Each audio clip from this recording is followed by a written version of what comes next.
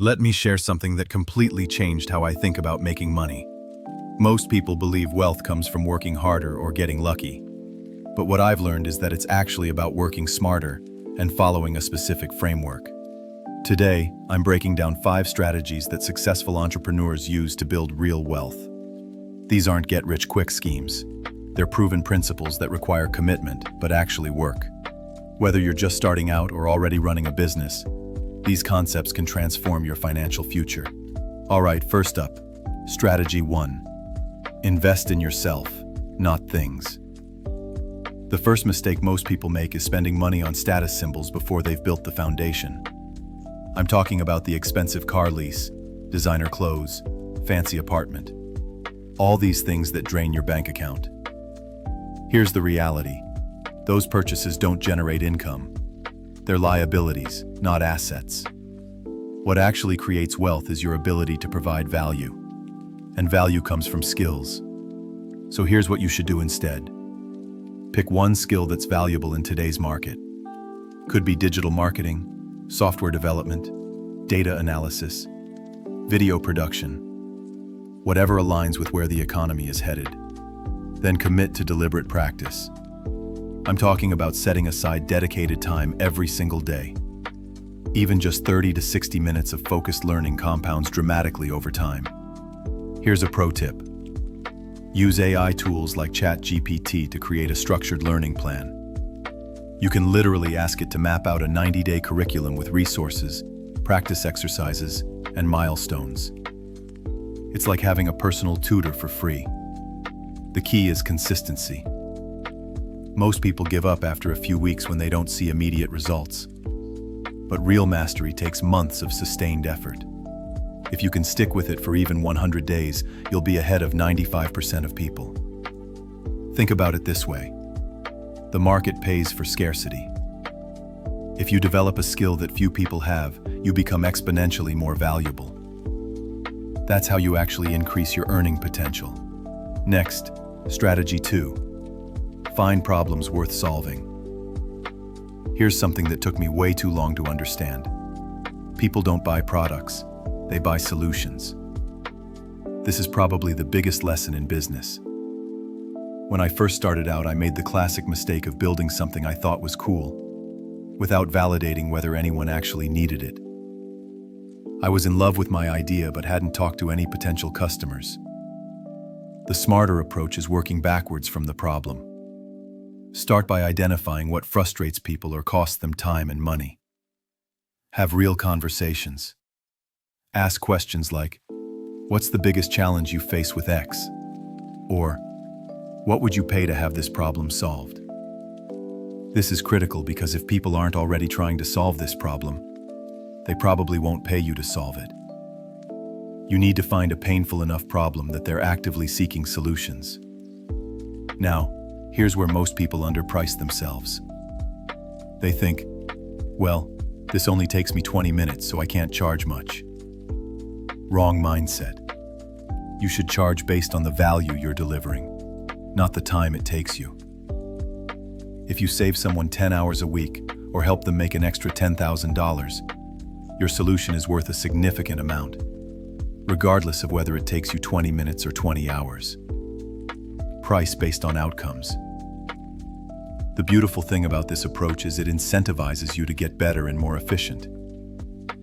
As you improve your processes, your effective hourly rate goes up because you're delivering the same value in less time. Up next, strategy 3. Build systems that scale. This is where most people hit a ceiling. They're hustling constantly but can't seem to break through to the next level. Why? Because they're trading time for money, and time is finite. Wealthy people understand the concept of leverage. Instead of doing everything themselves, they build systems that work without them. There are 4 types of leverage you can use. First is technology and tools. We're living in an incredible time where automation can handle repetitive tasks. Things like email sequences, scheduling, invoicing, data entry. Most of this can be automated. Second is other people's time. Once you understand what your time is worth, you can hire people to handle lower value tasks.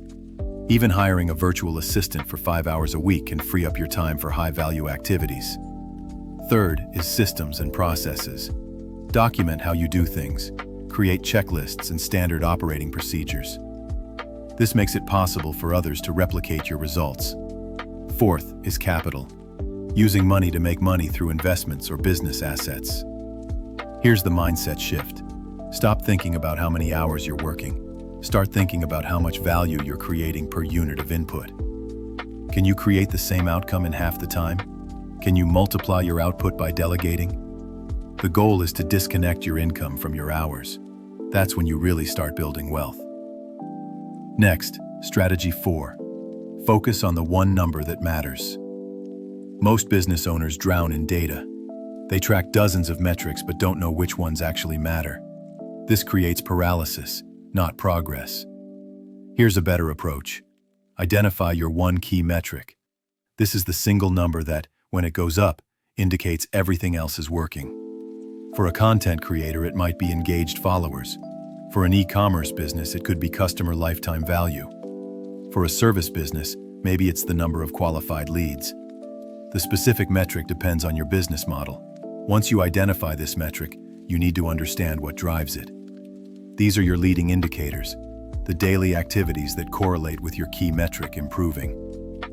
For example, if your key metric is qualified leads, your leading indicators might be outreach messages sent, networking conversations, content pieces published.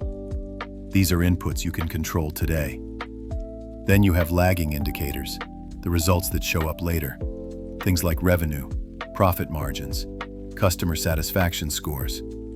You can't directly control these, but they reflect whether your leading indicators are working. Here's the power of this approach. It gives everyone on your team clarity. Instead of wondering what to prioritize, they know exactly what moves the needle. One more thing. Assign clear ownership. Every metric should have one person's name attached to it. Not a department, not a committee. One individual who's accountable. This eliminates the diffusion of responsibility. Lastly, strategy 5. Take action before you're ready. This last strategy might be the most important. Everything I've shared means nothing if you don't actually execute. Most people wait for the perfect moment. They think, I need more experience first, or I need to learn more before I start. But here's the truth. You'll never feel completely ready. Every successful person you admire started before they felt qualified. They figured it out along the way. That's the real secret. The difference between dreamers and doers is that doers take imperfect action. They launch the product even though it's not perfect. They start the YouTube channel even though they're nervous. They reach out to potential clients even though they might get rejected. Here's a simple framework.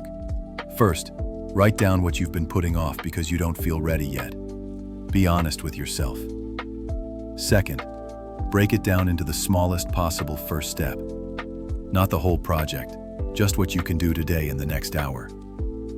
Third, do that one thing immediately before you overthink it. Build momentum through action, not planning. The biggest breakthroughs in your life are waiting on the other side of your fear. But the only way to get there is to move forward despite the fear. So, there you have it. 5 strategies to build real wealth. Invest in skills over stuff. Solve valuable problems. Build scalable systems. Focus on what matters. And take action now. This isn't theory. These are the principles that separate those who dream about success from those who actually achieve it. The question is, what's your next move? Because knowing this information doesn't change anything. Only applying it does. Pick one strategy from this video and implement it this week. That's how you start building momentum. That's how you create the financial future you want. Thanks for watching, and I'll see you in the next one.